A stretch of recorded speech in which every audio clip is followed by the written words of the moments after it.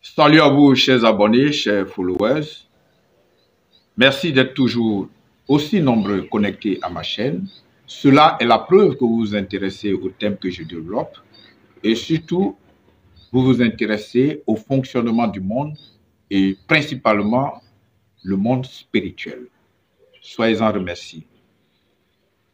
Grâce à vous, en un laps de temps, j'ai atteint un nombre formidable, incommensurable d'abonnés sur ma chaîne. Je voudrais, avant d'entamer le sujet du jour, vous souhaiter bonne, heureuse et sainte année 2023, puisque c'est ma toute première vidéo en cette nouvelle année. Puisse Dieu, dans sa grande miséricorde, vous permettre de transcender vos limites et de prospérer à tous égards. C'est avec joie que j'ai reçu des commentaires sur ma vidéo relative au vol du Saint-Sacrement au sein de l'Église catholique. Beaucoup d'entre vous m'ont félicité et même blâmé l'acte ignoble qui a été perpétré au sein de l'Église. Mais il est aussi important de noter que certains d'entre vous ont traité les chrétiens catholiques comme étant des idolâtres, des gens qui adorent Marie, qui adorent le Saint-Sacrement au lieu d'adorer Dieu en esprit et en vérité. C'est à cette deuxième vague de personnes que je vais répondre dans cette vidéo. Je vais répondre non pas en tant que chrétien catholique, parce que je n'ai reçu aucune autorisation de la part de la hiérarchie pour le faire, mais je le ferai en tant qu'un amoureux de Jésus-Christ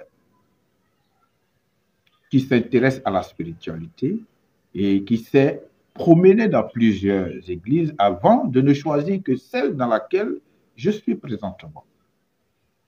Je vous supplie de faire tomber toutes les passions et fanatismes et de ne laisser prévaloir uniquement que le Saint-Esprit qui est en nous pour mieux comprendre les choses. Parce qu'il est la sagesse suprême, l'intelligence suprême qui nous fait comprendre toutes choses.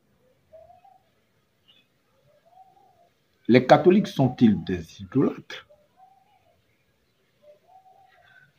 J'ai vu des hommes de Dieu consacrer 90% de leur prêche sur l'Église catholique en soutenant que les fidèles adorent Marie, adorent le Saint-Sacrement, font des représentations de Jésus et des figures emblématiques de l'Église comme les saints.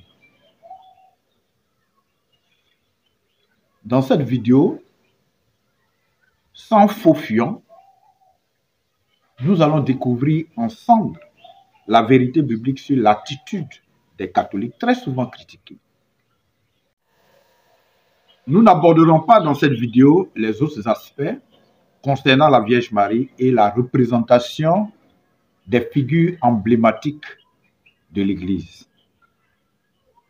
Au risque d'allonger cette vidéo, une autre vidéo sera entièrement consacrée dans un futur proche à ces aspects pour mieux vous faire comprendre les choses. Commençons par le dernier repas de Jésus avec ses disciples où il a institué l'Eucharistie. L'Eucharistie, appelée aussi la Sainte Seine.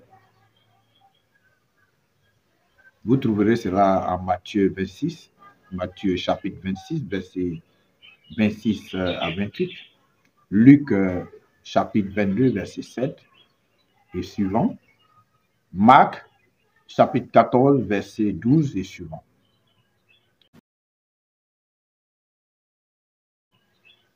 Il a dit, ceci est mon corps, ceci est mon sang, en tenant en main un pain physique fabriqué par les êtres humains, du vin physique fabriqué également par les êtres humains. Mais il a prononcé cette parole en disant que c'est son corps et c'est son sang. Si tu étais présent en ce moment, tu traiterais Jésus de fou certainement, parce qu'il tenait en main du pain et du vin fabriqués par un être humain. C'est une folie pour celui qui ne comprend rien de la spiritualité. Mais ceux qui sont enfants de Dieu comprennent tout de suite que la parole a une puissance et que toute chose a été créée par elle. Le pain devient aussitôt le corps de Jésus et le vin le sang de Jésus en même temps qu'il le dit. C'est cela qu'on appelle la foi. Cette scène qui est représentée dans toutes les églises qui suivent les pas et les instructions de Jésus, parce que cela a été fait par Jésus lui-même. Il a dit, faites-le en mémoire de moi. Et donc, pendant une messe, et que le pain et le vin sont consacrés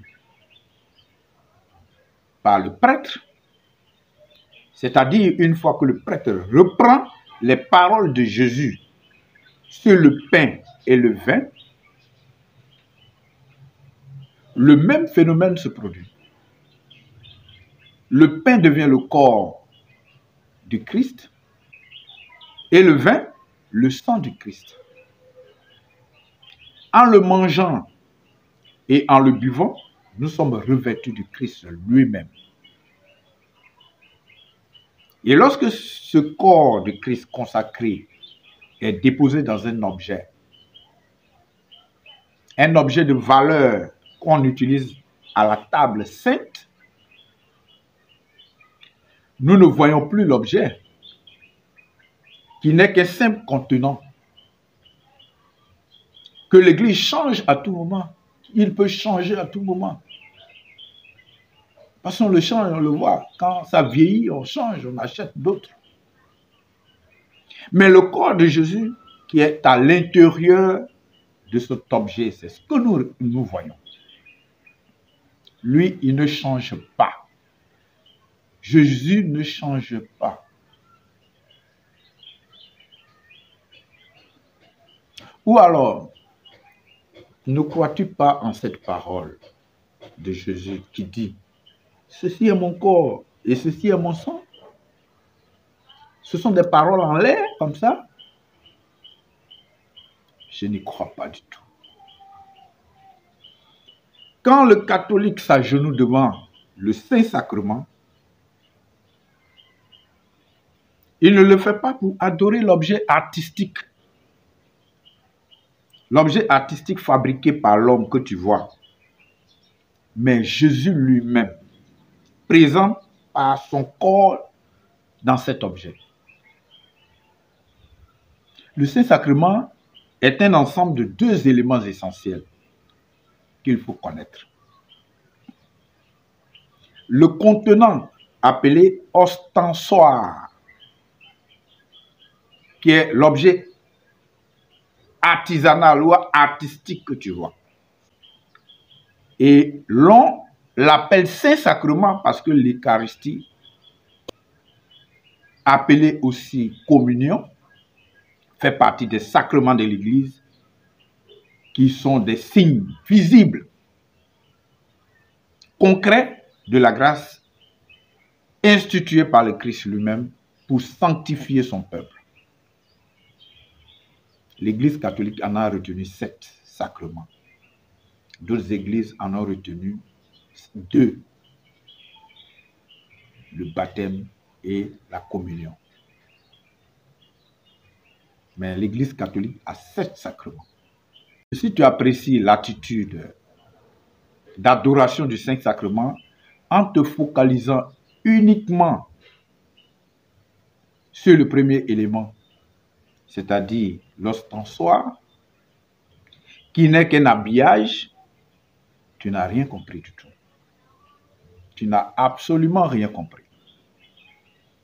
Certains disent qu'avec l'avènement du Saint-Esprit, on n'a plus besoin de ces pratiques, quand le Saint-Esprit est venu, il faut adorer Dieu en vérité, en esprit et en vérité.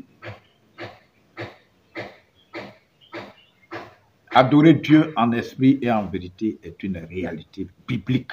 C'est une vérité biblique. Mais la manière dont tu comprends ça, c'est ça qu'il y a un problème.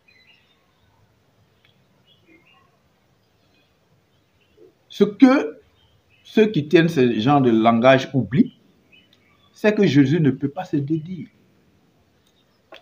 Depuis la création du monde, le Saint-Esprit a toujours été présent. Il planait sur les eaux. C'est lui qui nous permet de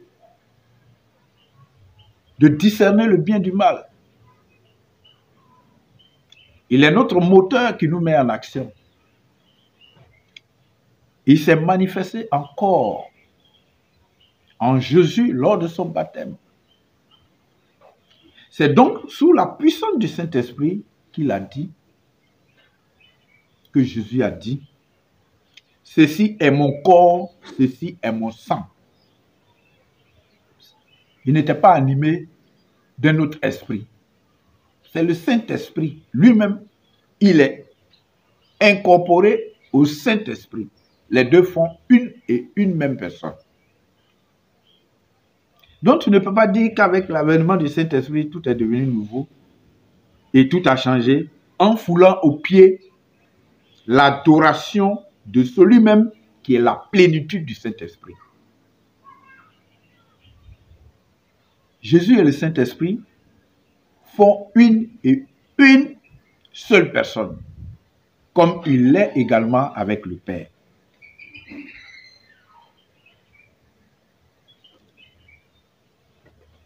Une petite anecdote. Un jour, j'étais avec un ami. C'est un percussionniste. Principalement grand batteur de tam-tam.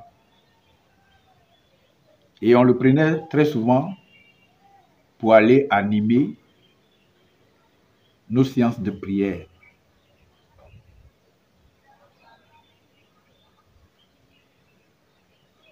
Et ce monsieur, il était reconnu comme étant un sorcier.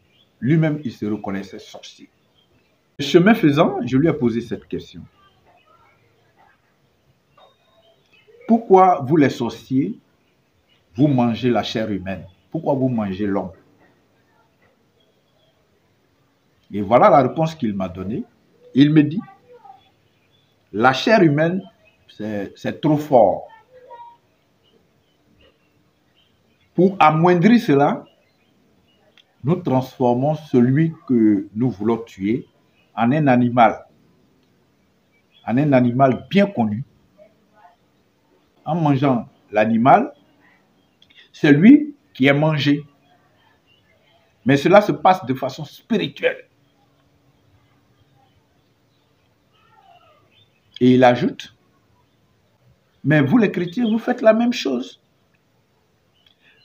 Vous transformez le pain en corps de Jésus et vous le mangez.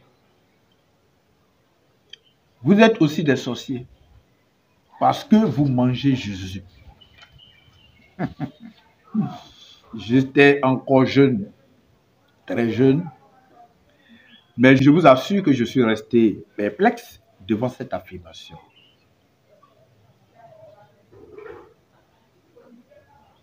Et en même temps, son point de vue a renforcé ma foi en la croyance de la présence réelle de Jésus-Christ dans l'Eucharistie. Je me suis dit que si le sorcier arrive à transformer un homme en un animal avant de le manger, ce n'est pas le serviteur de Jésus-Christ qui est revêtu de la puissance de Jésus-Christ qui ne peut pas transformer le pain en corps de Jésus. Jésus lui-même l'a fait. Il a donné l'exemple. Et donc, cet acte est vraiment réel. Et nous l'expérimentons chaque jour dans nos assemblées de prière, dans nos églises. Adorer donc le Saint-Sacrement n'est pas de l'idolâtrie. Parce que l'idolâtrie, par définition, est l'adoration d'une divinité représentée sous forme de statue. Alors qu'ici, le corps du Christ est le Christ lui-même qui se donne à nous, et non sa représentation. Dans une prochaine vidéo, j'aborderai le sujet des autres représentations sculpturales dans certaines églises. Pour ne pas rater ces vidéos, activez la cloche de notification, likez la vidéo et surtout cliquez sur le bouton abonner. Abonnez-vous massivement afin que YouTube puisse suggérer mes vidéos à plusieurs personnes pour que plusieurs personnes puissent comprendre le fonctionnement de l'Église catholique, accusée souvent à tort et par manque de connaissances. À très bientôt pour une nouvelle vidéo. Je vous salue, je vous aime bien. Et j'attends également des commentaires. Voilà. J'attends de vous des commentaires pour que nous puissions ensemble comprendre certaines choses spirituelles. Que le Seigneur bénisse vos familles respectives, que vos projets soient exécutés dans le saint nom de Jésus-Christ en cette nouvelle année. Bye et à très bientôt.